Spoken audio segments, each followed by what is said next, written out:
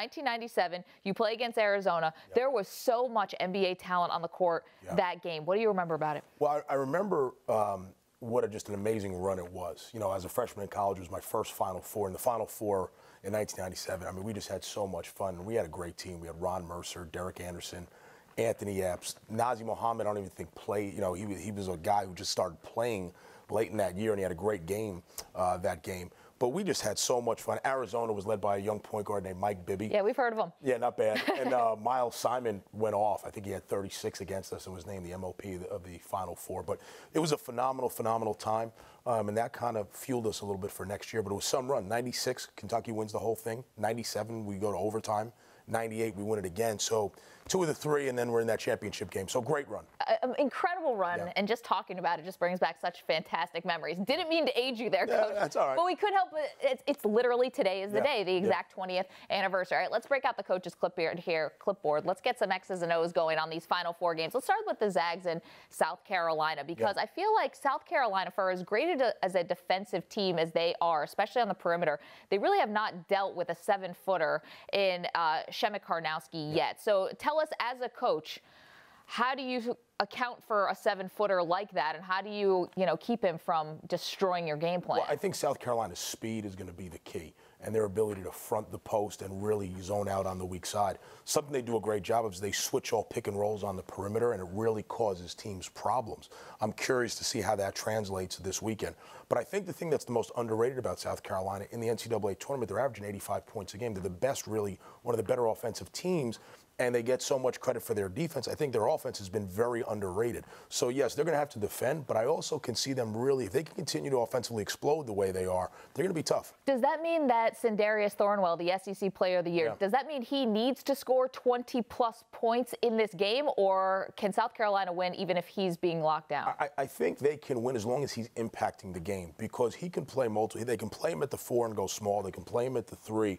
As long as he's impacting the game, and I know that sounds, obvious. Yeah. But in what other ways besides scoring? If he's drawing double teams and finding guys, and he's really becoming a focal point that's hurting them, and he can help his team get easy baskets, I think that's going to be huge. So if I'm playing against him, I'm saying we got to shut him down with double teams and getting the ball out of his hands. But if he's making the right plays, that could have just as much of an impact as him getting 20. I doubt a lot of people are picking South Carolina in this game. How do you see it? I am. You are? Yeah. Well, I am Under Armour, so I have to pick. Okay. So I got to go with Under Armour. You're contractually obligated. And no, but I really like South Carolina. I like their toughness. I think they can do a lot of things. I think South Carolina is one of those teams, if you haven't played against them during the year, you're not quite ready for it. It's very tough to simulate what they do. And the one thing no one can simulate is their toughness. I think they have the next factor. Okay, very interesting. Let's go to the other game, which is North Carolina and Oregon. Of course, you have Joel Berry. He's battling these 2 ankle injuries. We want you to decode some coach speak for us, will you?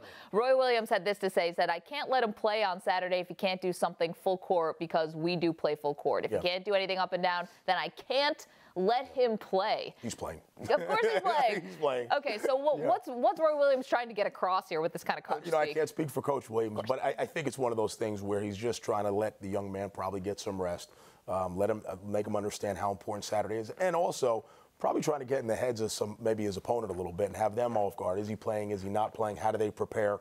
And it's amazing some of the things coaches will do going into a big game like this, and some of the things they'll put out. But I mean, it's a Final Four. It almost has to be career-ending for not to play in this.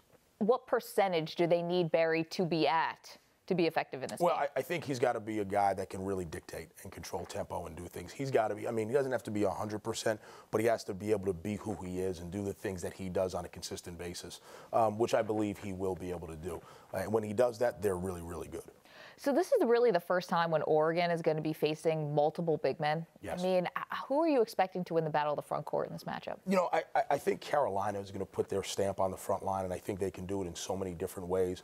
They're tremendous in transition. They're so good at getting out on makes. They're so good at getting out on misses. But they can also score in the half court. They'll run some screen-to-screen action to get their bigs involved, and they'll try to get them in foul trouble and go at them. I think the team that's more aggressive early will set the tone. The thing that I like about Carolina, similar to our Kentucky team. Yeah, I was going to say. They were here last year, have a taste of it, and I think that's going to push them through. But what kind of makeup do you need to have as a team to do that? Because so many teams get there, get close, they fail, and it cripples them. Yeah. How do you not allow it to completely derail you? Well, I think that's where you have to give not only Coach Williams tremendous credit for having them right back in this situation, but also the senior leadership.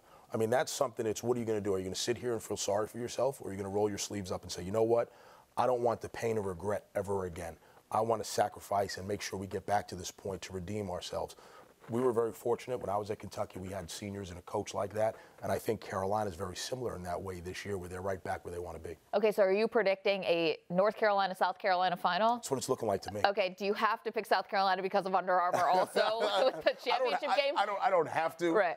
In solidarity, but I mean, yeah, we're going to let that one play out. We're going to let that one play out there. I'm going to read through the tea leaves there that you're going to go Tar Heels on that one if indeed it does come to that. Your Manhattan Jaspers this year, difficult season because you lose your best player to injury. Yeah. I mean, how do you fight through that? You know, at this level, it's hard. Just because I don't have 4 Rich Williams. You know, you only have 1, and he was an all-league player, averaged 16 a game for us. The good thing is for us, you know, we were coming off going to the NCAA back-to-back years. And in the last 2 years, we haven't been. But our guys have kind of gone through some adversity. They've gone through some growing pains. And unfortunately, that's what you have to go through. Nothing is going to be handed to you. So I'm really proud of our guys, the way we've handled it. What I'm more excited about is I have everyone coming back.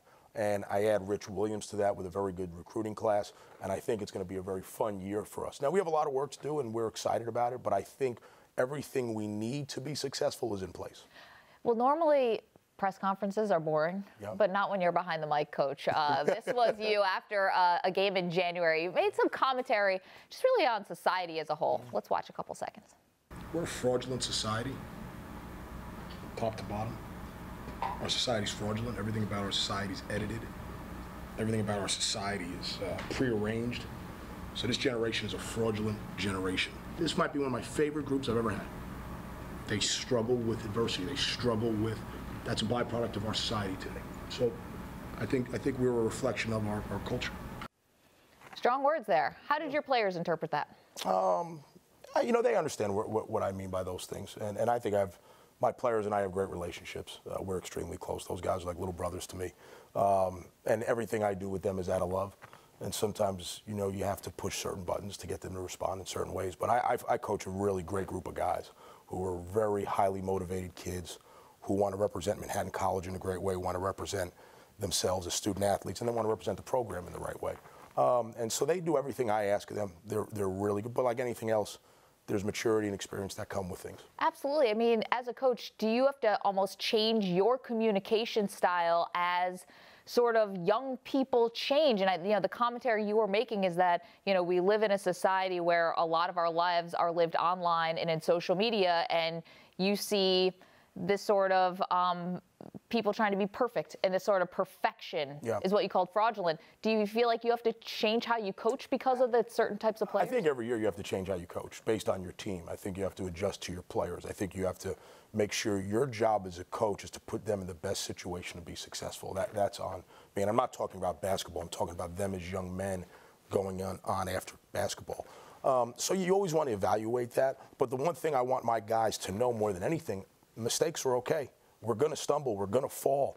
That is okay. That's life. And that's, you embrace that. It's all about how you respond to it, you know. And I truly believe life isn't, you know, it's 10% what happens, but 90% how you respond to it. And I think that's something we pride ourselves on. And again, those are the things I'm the most proud of with some of the guys that have gone on and graduated. And you know, listen, you get cut from a team. You don't make it.